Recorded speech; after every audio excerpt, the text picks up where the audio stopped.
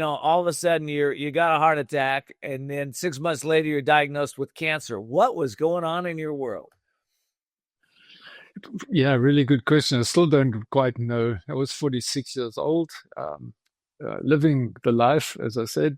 Wonderful job to be a fashion photographer. Very stressful though. Very time pressure, stress. Uh, Definitely had the heart attack. Well, it wasn't like a major heart attack. It was a light heart attack on the tennis court. And then 6 months later, while the doctor's trying to find out why I wasn't feeling better, I felt worse and worse and worse the whole time.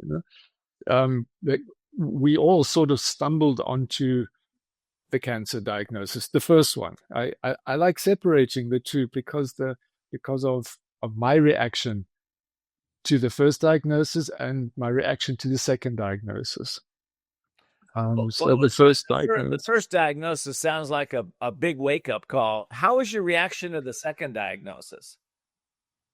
My second diagnosis was the reaction was completely different, because the whole time during the radiotherapy after the first diagnosis, I had the feeling of not being part of the process, not being, nobody told me what to do, to exercise or not to exercise, to diet or not diet.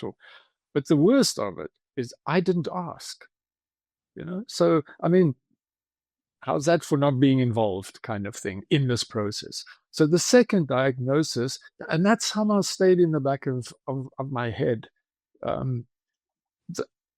Even after I got the first cancer clear, and then 3 months later, during my first post-cancer screenings, they found that it had returned with a vengeance, had spread, and that's when I got the terminal diagnosis, basically 6 to 12 months, but this time my reaction was different. I can remember it like it was yesterday, sitting in my oncologist's office, in her office, and she telling me, and I'm hearing my own voice in the back of my head say, "It's not going to happen. You are not going to die." Well, you are sooner or later, but not from cancer, and not now. Definitely not now.